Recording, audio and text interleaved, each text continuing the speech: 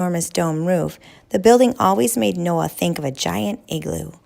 The walls and roof were made of the same tinted glass that was used on the windows of fancy cars. The exhibit was open. People could walk among freely flying birds.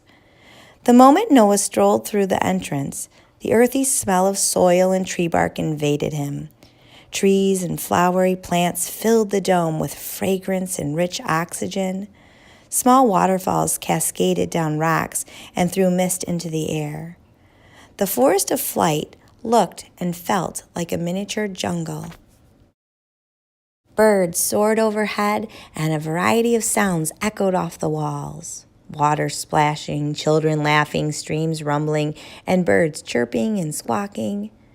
A poster with a chart was printed to a wall near the entrance, displaying pictures of 50 different birds, just as Megan had described.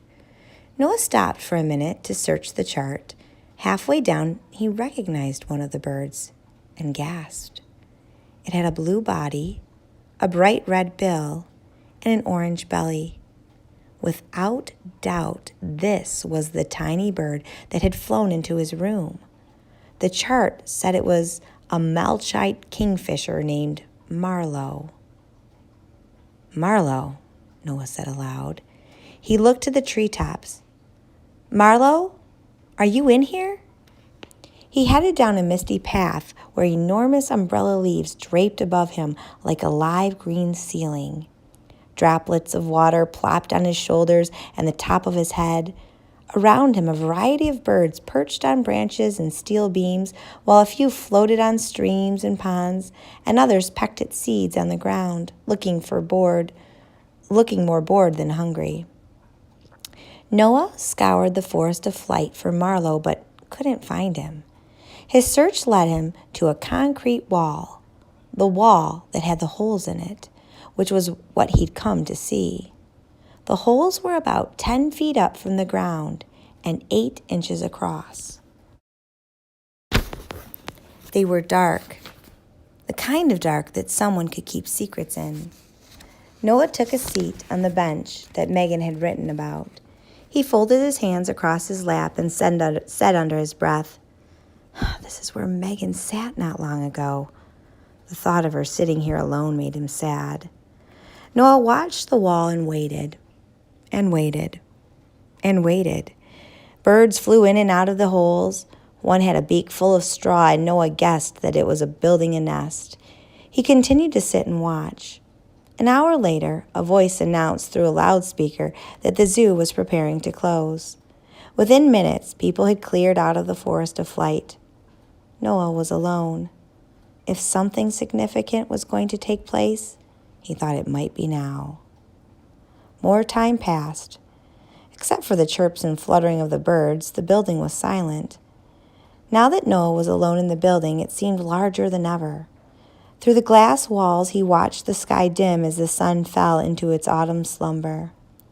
Noah began to worry that he might be locked in the zoo for the night. Suddenly, a tiny bird swooped down and perched on a branch directly in front of him. It had a blue body, a red beak, and an orange belly. Marlowe?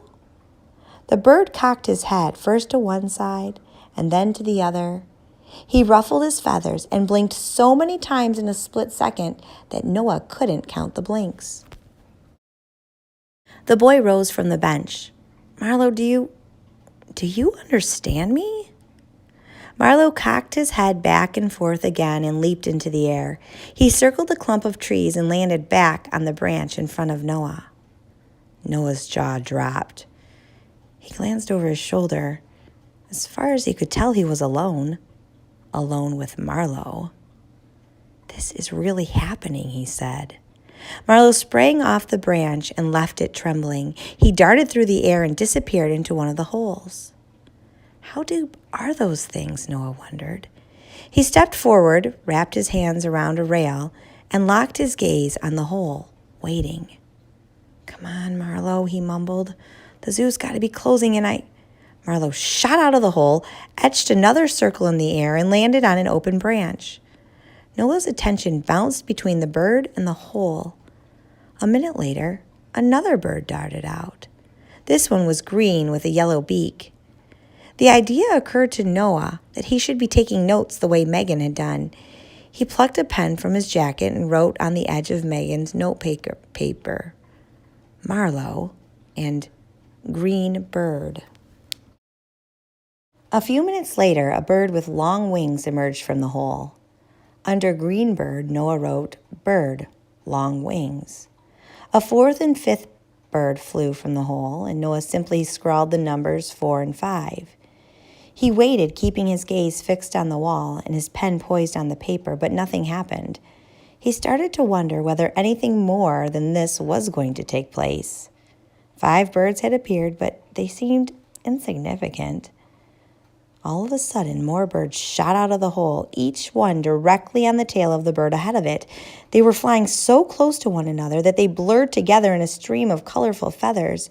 In a matter of seconds, hundreds of birds filled the forest of flight. They dived through the treetops, perched on the branches, and skimmed the glass walls. Their wings made so much noise that Noah dropped Megan's paper and plugged his ears. He felt as though he was in a dream that was at once strange and magnificent and terrifying. "What's happening?" he hollered. He closed his eyes and braced himself for what would be next. The birds flew around him, fanning his skin with mild gusts of winds, making him feel as if he were standing in the center of a tiny tornado. The experience was so exciting and frightening, he didn't know if he should scream in panic or scream in delight. So he just screamed, "Ah!" Chirping, whistling, squawking, and cawing, the birds circled him and filled the forest of flight with their strange musical chatter. Their feathers brushed his cheeks. Noah had no sense of how much time had passed, several seconds or maybe minutes. He became certain that he would be carried off and that the birds would try to squeeze him into the hole in the wall and take him to some unknown place. But a moment later, the noises stopped and the air became still.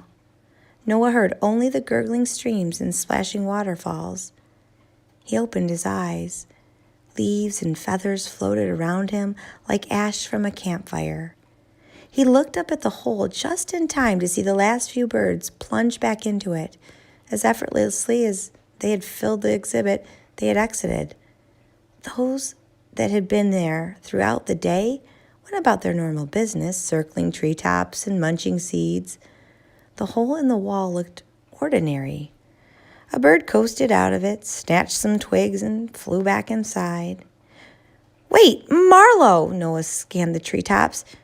He saw no sign of the bird. "Marlowe, what happened? The sound of footsteps rose in the distance. A man with a ball-shaped belly plodded up to Noah, wagging his fingers and saying, "Young man, what are you doing in here? The zoo's closing." "Excuse me?" Noah said. He snatched up Megan's note and slipped it into his pocket of his pants. "You want to get locked in here? Come with me, let's go." The man scanned the exhibit, and Noah saw his eyes rest briefly on the hole in the wall.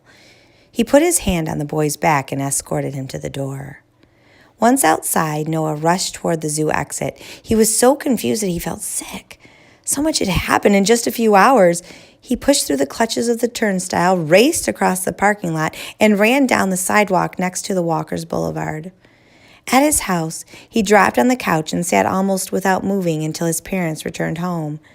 He spent the evening in a daze and went to bed before dark. Night fell, but he was unable to sleep. He lay in bed, scanning the shadows in the half-moon light that filtered through the window, thinking about the events at the zoo.